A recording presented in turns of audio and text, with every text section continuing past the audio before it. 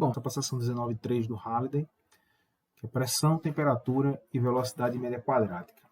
Esse vai ser nosso primeiro problema da teoria cinética dos gases, certo?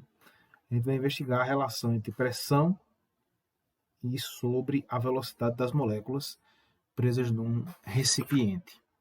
Para isso, a gente vai utilizar uma outra figurinha, essa aqui, a figura 19.4.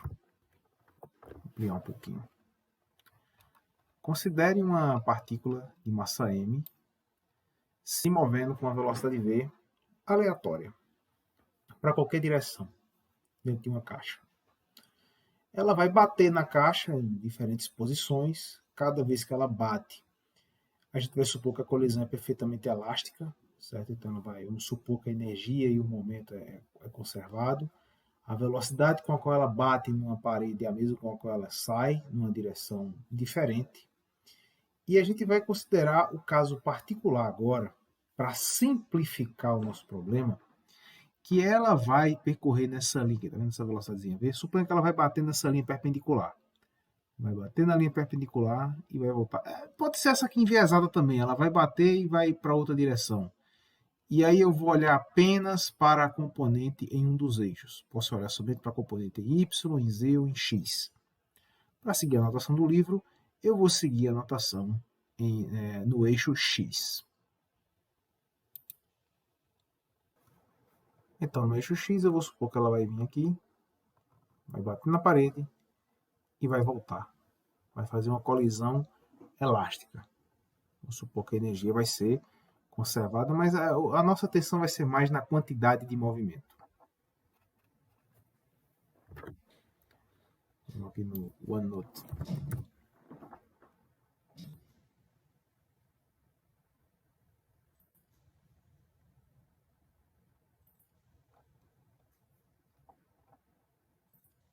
Vamos continuar aqui com a seção 19.3.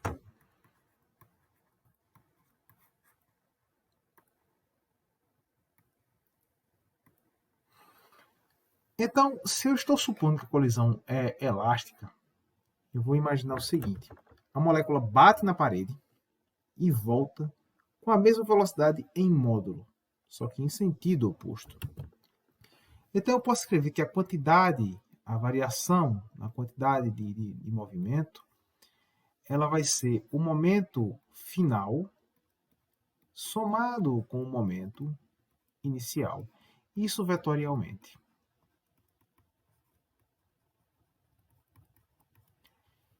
Vetor a gente soma, né? Você tem a setinha, soma para um lado, soma para o outro. Isso aqui, o vetor não é uma seta, mas essa representação nos ajuda a entender a geometria do problema. Mas, na verdade, é o seguinte. A variação da quantidade de movimento, vou tomar apenas na direção x, porque ela não vai se mover perfeitamente na direção x. A gente vai aproximar para a direção x, a gente despreza as perdas em y e vamos manter somente em x. Então, vai ser a quantidade do momento final. Vou tirar essa setinha aqui. Agora vamos fazer algebricamente. Menos a quantidade de momento inicial. Aí eu tenho que ter uma convenção. O que é que eu vou chamar de positivo, o que é que eu vou chamar de negativo. Eu vou dizer que positivo está indo no sentido contrário do eixo x. E que negativo está indo no mesmo sentido do eixo x. Aliás, perdão, ao contrário. Vou supor que a direção positiva é a mesma do eixo x. Então, se o x aumenta, vai ser positivo. E se o x diminui, vai ser negativo. Como depois de colidir com a parede, ele está indo no sentido negativo do eixo x, então esse momento final aqui vai ser algebricamente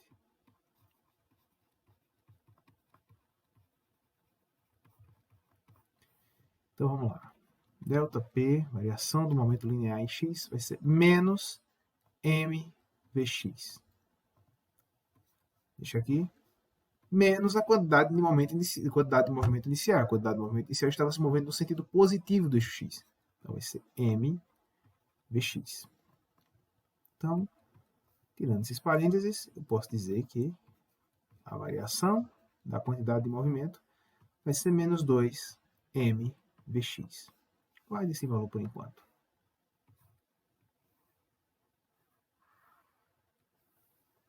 Se vamos falar sobre pressão, a pressão está relacionada a uma força. Força sobre área.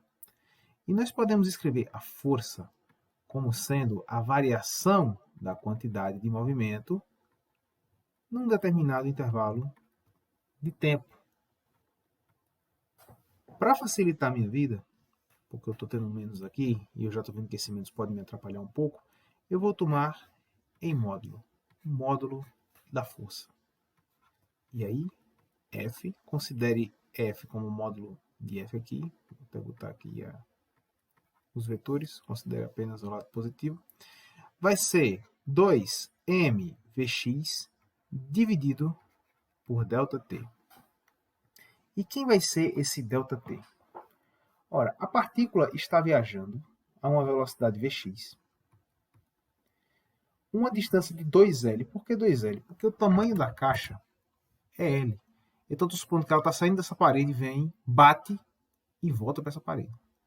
Como se ela bateu de alguma colisão, saiu retinha aqui, bateu nessa outra parede e voltou. Então, a distância percorrida por ela é 2L, no intervalo de tempo ΔT, que é esse mesmo ΔT. O mesmo ΔT que eu escrevi aqui. Esse mesmo ΔT. Então, vou isolar esse ΔT aqui. Isolando esse ΔT, eu fico que ΔT é igual a 2L sobre Vx. Agora, eu pego esse ΔT e jogo aqui na fórmula da força. Então, eu fico com F igual a 2mvx sobre ΔT é 2L sobre Vx. Divisão de fração, repete a primeira e multiplica pelo inverso da segunda. Vx dividido por 2L. Corta 2 com 2. E aí F é igual a mvx ao quadrado sobre L. Agora eu vou ter que usar a mesma notação. É um problema. Porque eu usei P minúsculo para a quantidade de movimento, ou momento linear. E vou precisar usar um P também agora para a minha definição de pressão. Então, esse P aqui, nesse contexto, agora, vai representar pressão.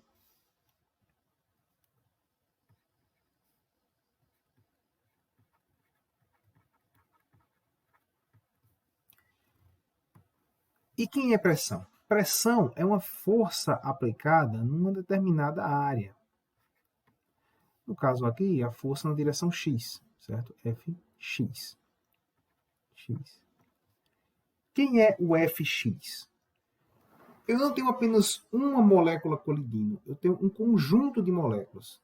E eu estou considerando que todas essas moléculas estão batendo na parede, porque uma molécula só não vai fazer diferença nenhuma. Mas você tem um conjunto de moléculas batendo, você tem muitas moléculas batendo, aí você vai ter de fato uma pressão atmosférica, uma pressão gerada por um gás. Então eu não vou usar apenas uma molécula, não. Eu vou ter que somar mv1x ao quadrado sobre L, mais, aí tem uma segunda partícula que está numa velocidade v2x. Tem uma terceira partícula, 2 não, né? Aqui é L. E assim vai. Quantas partículas? Não sei. Vou dizer que são Vnx ao quadrado sobre L. Dividido pela área. Quem vai ser a área? A área dessa parede aqui. L vezes L, ou seja, L ao quadrado. Vou aproveitar aqui um momento, vou botar 1 sobre L ao quadrado em evidência. E esse somatório eu vou escrever com sigma aqui, vou escrever como somatório mesmo. Somatório de I igual a 1 até N partículas de M Vx I ao quadrado sobre L. É um pouco melhor. Vamos fazer esses índices aqui, vou botar x na frente.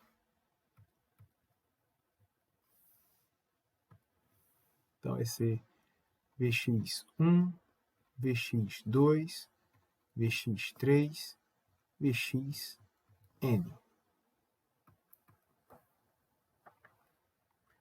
Como é que eu vou escrever minha pressão? Então, pressão vai ser igual a quem? Esse L aqui é uma constante, o tamanho da parede. Eu posso colocar para fora do somatório. O M também é uma constante, estou considerando todas as partículas iguais. Então, vou botar para fora do somatório também. Então, eu vou ficar com M sobre L ao cubo, somatório de I igual a 1 até N, Vxi ao quadrado. Essa vai ser minha pressão em termos de velocidade. E é o que o Halliday vai chamar de equação 19/18. Agora, já que estamos tratando de médias, vale a pena relembrar qual o conceito de média.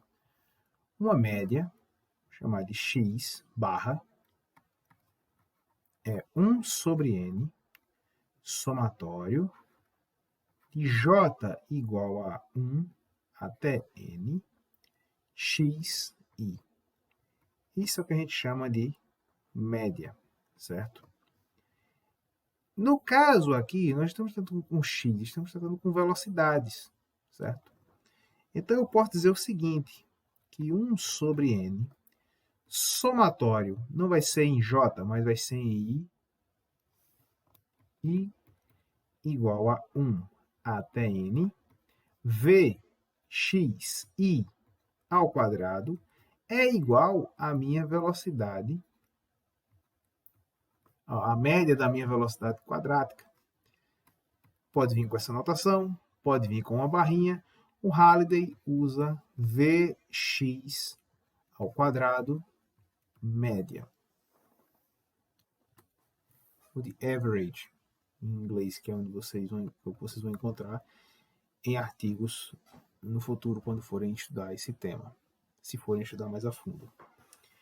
Então, eu devo dizer o seguinte, que o somatório de I igual a 1 até n de Vxi ao quadrado, eu posso passar esse n multiplicando, vai ser n vezes Vx ao quadrado média. Agora a gente deve lembrar do seguinte, quem é esse n? Se você lembra da equação 19/2, diz que n, o número de mols, é o número de partículas dividido pelo número de Avogadro. Então eu posso dizer que n é igual a n vezes Na. Isso é o que diz a equação 19/2. Logo, esse n eu posso escrever como sendo, posso reescrever somatório de I igual a 1 até n, de Vxi ao quadrado, como sendo igual a n, número de mols, vezes o número de Avogadro, vezes a velocidade quadrada, né? Velocidade média quadrática. Vou utilizar esse resultado aqui para reescrever minha pressão. É mais fácil trabalhar com uma média do que trabalhar com a soma quadrática, porque aqui desse lado eu preciso conhecer as velocidades de todas as partículas, elevá-las ao quadrado e somar. Aqui não. Aqui eu preciso saber a quantidade de mols, o número de Avogadro, é uma constante física, uma constante tabelada, e a média das velocidades. Aqui já fica bem mais fácil de se trabalhar. Então vamos utilizar isso aqui na equação 19/18. Vamos jogar esse resultado na equação 19/18. Então eu posso escrever que a pressão é igual a m sobre L ao cubo, somatório de I igual a 1 até n, de Vx ao quadrado. Isso é uma coisa que m some L ao cubo vezes. Quem é esse somatório? Esse somatório é n vezes Na vezes Vx ao quadrado, a média. Agora, se nós relembrarmos a equação 19/4, veja, esse mzinho é a massa de uma molécula, certo? Massa de uma molécula é o que a gente chama de massa molecular. A massa molecular vezes o número de Avogadro é igual à massa molar. Essa é a equação 19,4. Então, eu posso escrever a pressão como sendo Nzinho, número de mols, vezes a massa molar, vezes a velocidade x ao quadrado médio, sobre L ao cubo. Esse L ao cubo vai ser o volume de minha caixa. Então, eu posso reescrever essa expressão como P igual a NM Vx ao quadrado médio sobre o volume. Essa vai ser a equação 19 do Halliday. Agora tem um detalhe. A gente está considerando sempre o Vx. Pegamos a componente Vx. A partícula pode ir retinha para o eixo x? Pode. Uma parede a outra? Pode. Pode acontecer. Vai acontecer sempre? Não. Na verdade, vai ser muito raro isso acontecer. Ela sempre vai ter o componente em y e vai ter o componente em z. Então, a velocidade da partícula ela não vai ser dada somente por Vx. A velocidade da partícula vai ser o Vx ao quadrado mais a sua componente em y mais a sua componente Vz ao quadrado. E é muito complicado você lidar com essas três grandezas. Agora, uma aproximação que nós podemos usar é a seguinte. Uma partícula vai ter uma velocidade em x maior do que outra. Mas vai ter outra que vai ter uma velocidade em y muito alta, uma Vz também, e Vx quase zero. Então, assim, na média, eu vou dizer que a velocidade em x ao quadrado ela vai ser igual à velocidade em y ao quadrado, que vai ser igual à velocidade em z ao quadrado. Como é a soma das três, isso vai ser um terço da velocidade ao quadrado de cada molécula. E cada molécula vai ter uma realidade diferente, mas na média vão ter um comportamento mais ou menos próximo a isso. Então você pode usar esse resultado aqui e jogar na equação 19,19. O que a gente tem? Que a pressão vai ser NmV quadrado, velocidade média quadrática ao quadrado, dividido por 3V. Essa é a equação 19,20 do Halliday. E agora que vem a definição da velocidade média quadrática. A velocidade média quadrática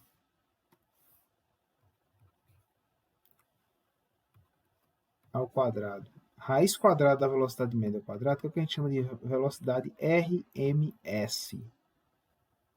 E então eu vou escrever a minha pressão em termos da velocidade RMS. Quando você eleva aqui ao quadrado os dois membros, você eleva isso aqui ao quadrado e esse aqui ao quadrado, V, a velocidade quadrática média, vai ser igual à velocidade RMS ao quadrado. E aí P vai ser igual a M, N, V, RMS ao quadrado, dividido por 3V. Agora vamos calcular quem é essa velocidade RMS. Para calcular essa velocidade RMS, V RMS ao quadrado é igual a 3PV sobre N vezes M. Da equação dos gases ideais, a gente sabe que PV é igual a nRT. Então, eu posso escrever como 3N emissão vezes nRT. E aí, agora eu posso fazer um cancelamento aqui de N com N. E aí eu chego à conclusão de que, vou baixar um pouquinho, V RMS ao quadrado é 3RT sobre M.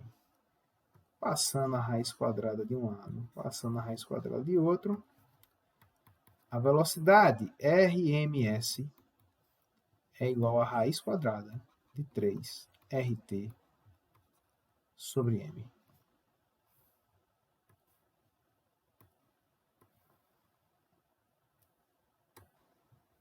Essa é a nossa equação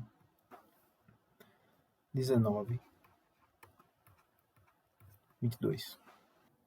Essa velocidade Rms, esse índicezinho Rms, significa Root Mean Square.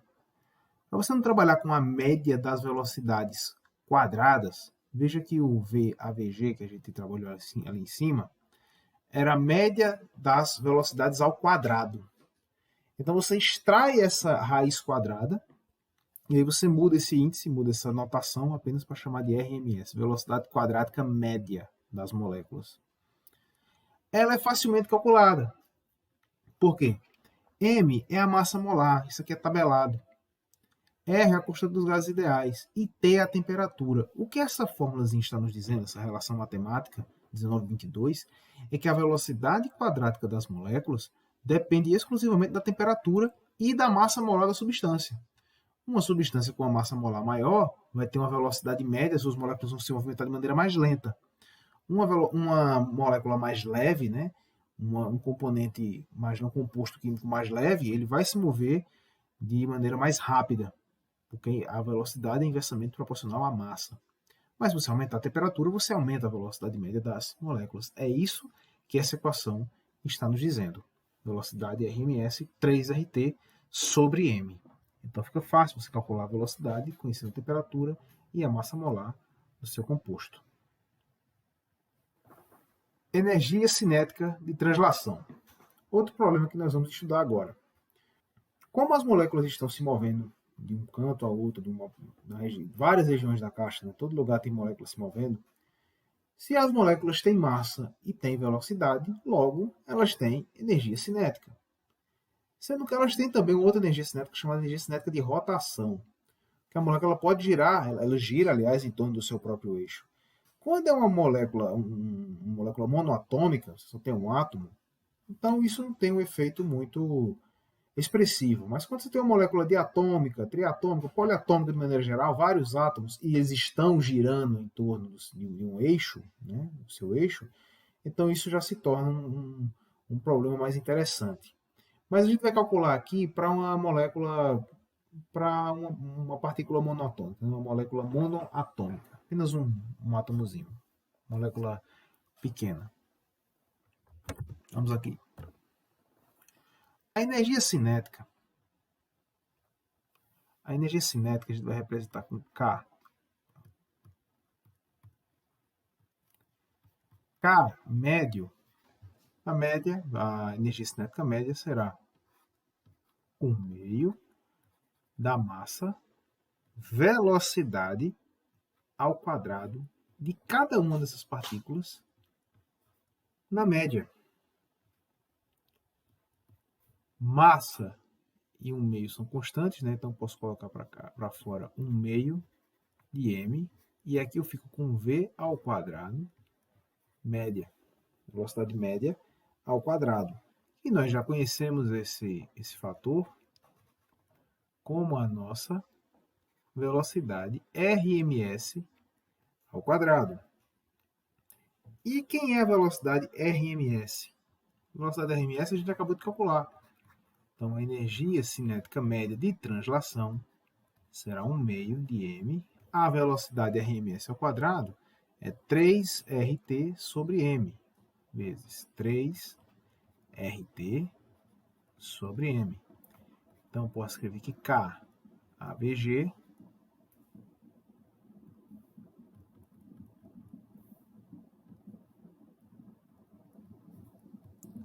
é igual a 3/2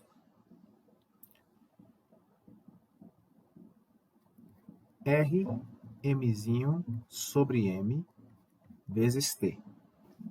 M sobre N, ou Mzinho sobre Mzão, pela equação 19,4, é igual a quem? Massa massa molecular, vezes o número de Avogadro. Logo, Mzinho sobre Mzão é 1 sobre o número de Avogadro. Então, eu posso reescrever minha expressão como sendo K, energia cinética média, 3 meios de R sobre NA vezes T. Mas quem é R sobre NA?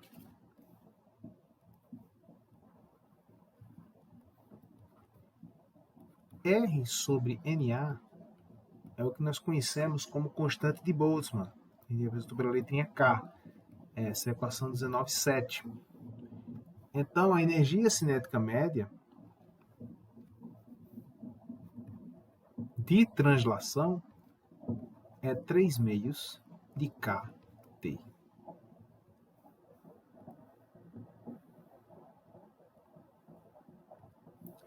E o Halliday vai chamar essa expressão de 19,24. Agora vamos tratar da seção 19,7, calores específicos molares de um gás. Nesse caso, a gente vai considerar um gás monoatômico. E o nosso objetivo primário, primeiro objetivo, é obter uma expressão para a energia desse gás, utilizando o resultado lá da seção 19,3 como ponto de partida. Então, vamos aqui para o OneNote.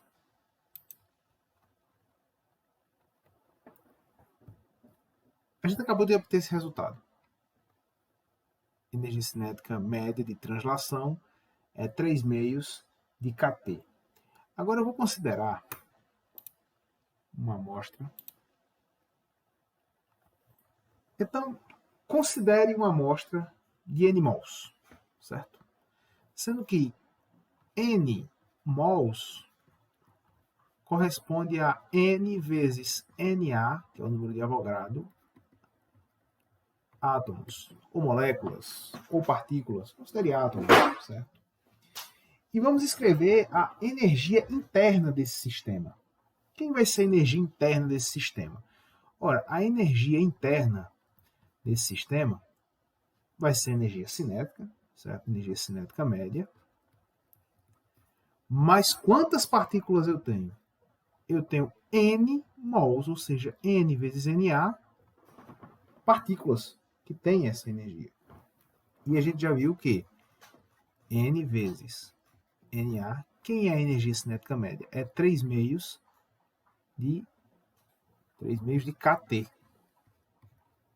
3 meios de kT. Agora eu vou reorganizar isso aqui. 3 meios de Nzinho, Na, vezes K, vezes T. Quem é Na vezes K? Pela nossa equação 19,24, Na vezes K é a constante dos gases ideais, é o R. Então, energia interna é igual a 3 meios de nRT.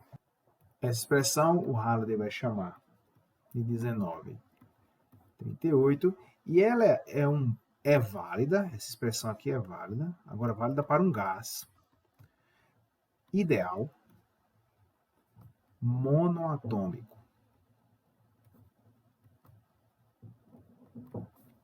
Não podemos perder isso de vista. Para moléculas diatômicas vamos ter outras equações. A gente vai deduzir agora. Então agora a gente vai tratar do calor específico molar a volume constante. Ora, o calor específico, a gente já viu que é igual a NCV ΔT. A gente viu em outro contexto. Vimos a massa vezes o calor sensível vezes a variação de temperatura. No caso de um gás, nós vamos escrever o número de mols vezes o calor específico, que nesse caso aqui é para volume constante. É nesse caso, tá, gente? Porque depois a gente vai ter o caso de pressão constante. Quando você vê esse índice aqui, significa volume constante. Vezes a variação de temperatura. Essa expressão o Halliday vai chamar de 19,39. E como alguns valores de calor específico, a gente pode olhar aqui no Halliday, na tabela. Opa! Pronto, temos a tabela 19.1, que tem algumas velocidades médias quadradas da temperatura ambiente. Interessante dar uma olhada. Dependendo da massa molar, você vê, ó, quanto maior a massa molar, maior a velocidade. Quanto maior a massa molar, menor a velocidade RMS. Quanto mais leva a partícula, mais ela se desloca. Mas não era nem isso que eu queria mostrar. Eu vim para cá. Olha a tabela 19.2. Para uma molécula monoatômica, ideal, real. Aqui é volume constante, que é o nosso caso. Diatômica, aqui já muda, ó, já temos outro valor. Poliatômica, já temos outro valor. Então, para cada tipo de gás, para cada tipo de molécula, aliás, a gente vai ter um valor diferente para o nosso calor específico.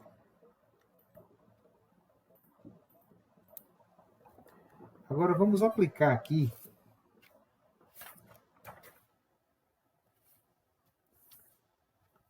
a primeira lei da termodinâmica. O que diz a primeira lei da termodinâmica? A variação da energia interna de um sistema é o calor fornecido menos o trabalho realizado. Essa equação a gente viu no capítulo anterior, a equação 18.26. Para esse nosso caso aqui, o que é que nós temos?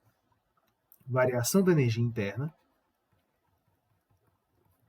é igual ao calor fornecido, que eu estou dizendo que é NCV ΔT, menos o trabalho realizado. Agora preste atenção.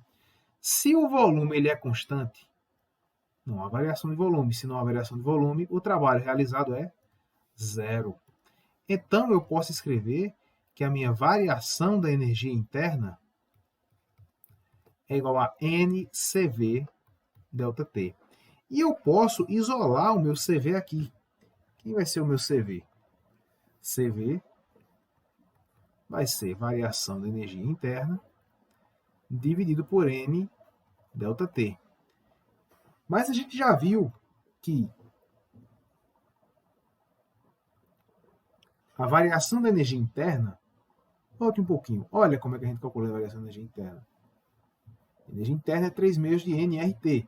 A variação da energia interna N não vai variar. Estou supondo que a quantidade de partículas no meu sistema ela é constante. R também é constante, 3 mil é constante, então vai variar a temperatura. Então eu posso escrever que a variação da energia interna, 1 sobre N ΔT, vai ser 3 meios de NR ΔT. Eu posso cancelar ΔT com ΔT e N com N. Logo, eu fico com CV igual a 3 meios de R. Isso para uma molécula monoatômica. É daí que vem isso aqui, ó. Olha lá no Halliday. Monoatômica, aqui é o CV 3 meios de R. CV 3 meios de R. Tá aqui. Certo? O outro caso que nós vamos investigar, aliás, se é 3 meios de R, eu também posso dizer o seguinte, que CV 3 meios de R, que é igual a 12,5 joules por mol Kelvin. Isso aqui é para um gás monoatômico, tá? Não esquece desse detalhe, não. Gás monoatômico. E essa vai ser nossa equação 19.43. E aí a gente chega à seguinte conclusão. A gente pode escrever o seguinte resultado. Que a variação da energia interna é igual a NCV ΔT, certo? Claro, para um gás ideal,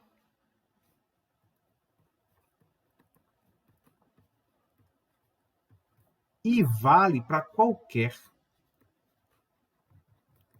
processo. Isso aqui é a nossa equação 19.45. Por que qualquer processo? Vamos dar uma olhada aqui no Halliday.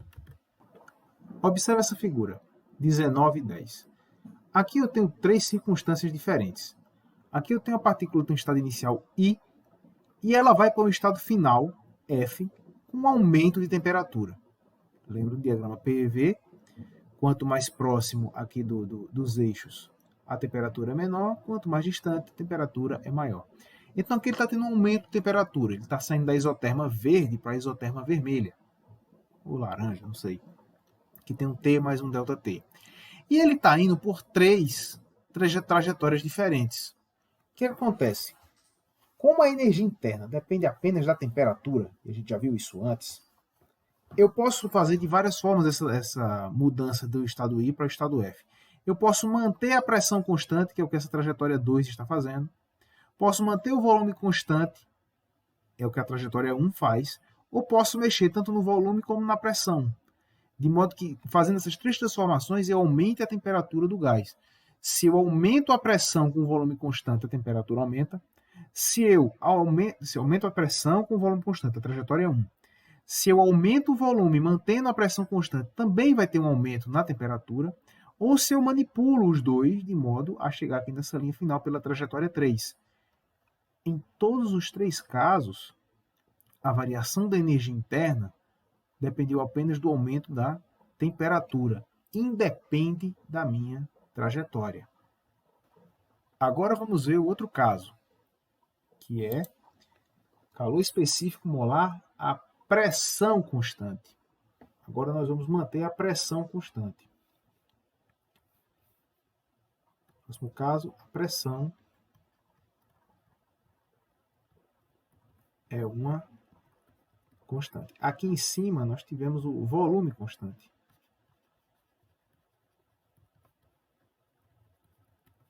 Agora vamos ter a pressão constante. Como nós temos pressão constante, a forma funcional do calor vai ser da mesma forma. Vai ser NCP ΔT. Agora observe que eu tenho um pezinho aqui no índice do C, no C grande. Esse índice indica que a minha pressão ela é uma constante. Se a pressão ela é constante, eu vou escrever a primeira lei da termodinâmica, certo? Então, variação da energia interna é igual a calor menos trabalho. O calor a gente já viu aqui, NCP ΔT. Menos, quem é o trabalho? Trabalho é integral de P dV. Mas se a pressão ela é constante, nós já vimos que se a pressão é constante, o trabalho vai ser P ΔV.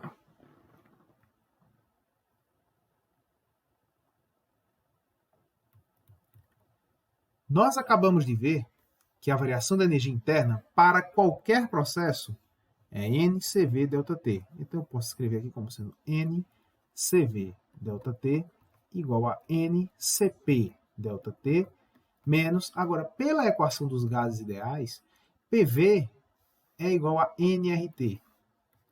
PV, NRT. Se a pressão é mantida constante, eu estou tendo uma variação de volume, eu vou ter que NR, NR também são constantes, vou ter uma variação na temperatura. Então, NR ΔT. Eu posso fazer o cancelamento de ΔT aqui e posso cancelar N aqui. E aí eu fico com a expressão que CV é igual a CP menos R. Posso reorganizar aqui de modo a dizer que CP é igual a CV mais R. E essa vai ser nossa equação 1949. Ou seja, o calor específico à pressão constante, ele é maior que o calor específico a volume constante. Tem uma leitura muito interessante sobre isso, você pode entender um pouco melhor esse fenômeno, na seção 19.7 do Halliday. Ele vai dar uma explicação bem interessante para isso. Por que o calor à pressão constante é maior que o calor a volume constante. Mas a ideia é basicamente a seguinte: o calor a volume constante ele não realiza trabalho, ele apenas eleva a temperatura do gás. Quando você trata com calor a pressão constante, você tem realização de trabalho. Tendo realização de trabalho, você aumenta a energia, você aumenta a temperatura do sistema, do gás, mais a realização do trabalho. Por conta disso, o calor específico a pressão constante, ele é maior do que o calor específico a volume constante. Seção 19.9, expansão adiabática de um gás ideal. A expansão adiabática a gente já discutiu mais atrás, logo no começo do capítulo, só que de maneira bem superficial. O que foi dito? Nós tínhamos que, numa expansão adiabática, o calor, não há transferência de calor, o calor é zero. É o mesmo caso de uma expansão livre. Na verdade, não necessariamente uma expansão adiabática, pode ser um processo. Tanto uma expansão quanto uma compressão. Um processo adiabático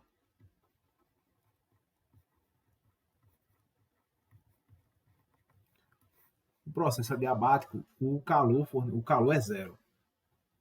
Agora, como a gente pode chegar a essa conclusão? Como a gente pode chegar à equação que vai descrever o processo adiabático? A gente vai partir da primeira lei da termodinâmica. Variação da energia interna é igual a calor fornecido menos o trabalho. Sendo que num processo adiabático, esse calor é zero. Não há fornecimento de calor, nem perdas de calor. A variação da energia interna a gente já conhece. NCV ΔT. O trabalho realizado a gente também conhece. Menos P ΔV. Eu vou tomar esses diferenciais bem pequenininhos. Em vez de ΔT, eu vou usar dt. Em vez de ΔV, eu vou chamar dV. Ou seja, um diferencial.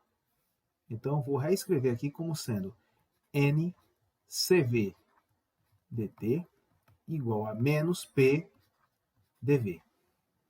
Mantém essa equação. Agora, se a gente tomar o produto P vezes V e considerarmos como duas funções, como é que a gente calcula a derivada total disso? Ou seja, por uma regra do produto. P dV mais V dP. Ora, isso aqui vai ser igual a NR dt. Já que eu estou tomando a derivada total da minha lei dos gases ideais. PV igual a NRT, a gente já conhece o resultado, né? PV igual a NRT. Tomando a derivada total, então nós temos essa expressão aqui. Agora a gente já viu também que CP é igual a CV mais R. Logo, eu posso dizer que o meu R é CP menos CV. E eu vou voltar para a minha expressão dos gases. Minha expressão aqui, e vou dizer que P dV mais V dP é igual a N, quem é R?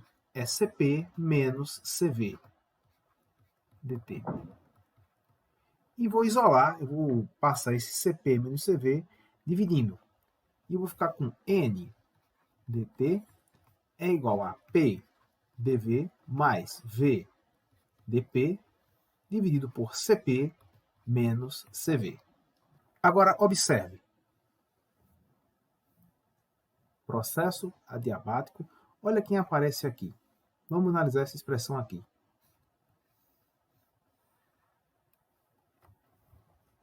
Eu posso isolar aqui e dizer que N dt é igual a menos P sobre CV dV. Olha, N dt e aqui embaixo N dt. Ora, essa expressão é igual a essa. Então, eu posso dizer que esse termo aqui, PdV mais VdP sobre Cp menos Cv, é igual a quem? A menos P sobre Cv dV. Menos P sobre Cv dV. Agora, vamos isolar P e V. Como a gente vai fazer isso? Uma das formas é pegar esse termo aqui, só multiplicando, e pega esse P, passa dividindo. Então, P dV mais V dP sobre P é igual a menos CP menos CV sobre CV dV. Ora, aqui eu posso dizer que P dV sobre P mais V dP sobre P é igual a menos CP sobre CV dV, menos com menos, mais CV sobre CV dV. Vamos aqui descer um pouquinho. P corta com P. CV corta com CV. Então, dV mais V dP sobre P é igual a menos CP sobre CV dV mais dV. Opa! dV de um lado, dV do outro. Agora, eu vou passar esse V dividindo. E eu vou ficar com dP sobre P igual a menos CP sobre CV vezes dV sobre V. Opa! Sobre V. Agora eu posso fazer uma integral. Posso integrar de um lado, posso integrar do outro. Integrando dos dois lados, aqui vai ficar ln do módulo de P igual a menos CP sobre CV ln do módulo de V, mais uma constante arbitrária. Eu vou chamar esse quociente de gama. Vou chamar esse quociente aqui, CP sobre CV, de gama. E eu vou ficar com o seguinte. Eu vou tirar esse módulo porque pressão só pode ser positiva e volume também só pode ser positivo. Então, ln de P é igual a menos gama ln de V, mais uma constante arbitrária. Pelas propriedades de logaritmo, eu posso pegar esse gama e jogar aqui para o expoente do V. Então, ln de P é igual a menos ln de V elevado a gama, mais uma constante arbitrária. Posso pegar esse ln e jogar para o lado de cá. ln de P mais ln de V elevado a gama. Isso é igual a constante arbitrária. Pelas propriedades do logaritmo, eu posso reescrever isso aqui como sendo ln de PV elevado a gama, igual a uma constante arbitrária. Para eliminar esse logaritmo, eu posso aplicar a exponencial de um lado e aplicar a exponencial do outro. A exponencial do logaritmo vai dar PV elevado a gama. E a exponencial de uma constante vai ser uma outra constante. E assim, nós encontramos a relação matemática que descreve um processo adiabático, que o livro vai chamar isso aqui de 1953 ou 1961. Ele anuncia no começo da sessão e aqui depois de fazer a dedução. Um último comentário que eu queria fazer é para você não confundir isso aqui com expansão livre. Porque numa expansão livre,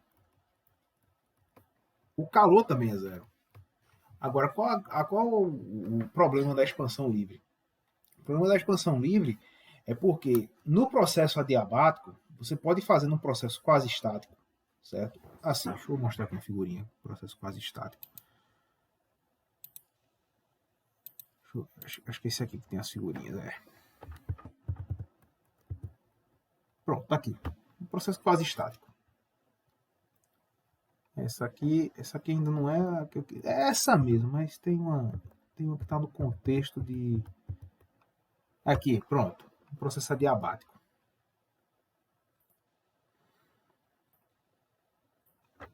Pronto. Aqui você tem um reservatório com gás, todo isolado. E aqui você pode retirar, você tem um recipiente com várias esferas de metal, de chumbo, certo? Então você pode tanto colocar uma esfera de cada vez, como retirar uma esfera de cada vez. Você retira uma esfera, espera um pouquinho. Espera o tempo que o sistema volta a entrar em equilíbrio. Então você vai e tira outra. Espera um tempo. Tira outra. Espera um tempo. O que é que vai acontecer? Removendo lentamente as esferas de chumbo, permitindo uma expansão sem transferência de calor. Então, ó, você vai mexer na temperatura do sistema. Ó, você está do ponto I para o ponto F. mexendo tanto no volume quanto na pressão. Se você retira uma esfera de cada vez, dá uma pequena queda na pressão. E o gás pode realizar trabalho, vai expandir um pouquinho. Então, à medida que a pressão vai diminuindo, você vai retirando, então você vai tendo um aumento no volume. Isso é um processo adiabático. Se você quiser voltar por essa curva, você vai adicionando esferas de chumbo devagarinho. Por que está tudo isolado? Porque a gente está pensando que não tem perda de calor, né? A gente está supondo que não tem perda de calor. Se tiver dissipação de energia, já não dá certo. A expansão livre ela é diferente. A expansão livre você só tem acesso à condição inicial e à condição final. Você tem uma válvula, abre e joga um gás no outro recipiente. Então você não tem como ter uma curva como essa aqui, traçada, nem como reverter. Porque como é um processo brusco, apesar de ter uma queda, uma transferência nula de calor, né, o calor é igual a zero, mas você não tem como acompanhar esse processo. Não é um processo quase estático, é um processo brusco. Então você não tem como descrever a trajetória. Você conhece o ponto inicial e conhece o ponto final. Você não tem como traçar uma linhazinha verde, vermelhinha, como essa daqui. Certo, pessoal? Então, com isso, nós finalizamos esse nosso capítulo. Façam a leitura do livro do Halliday e resolvam as questões. Fique com Deus e até mais.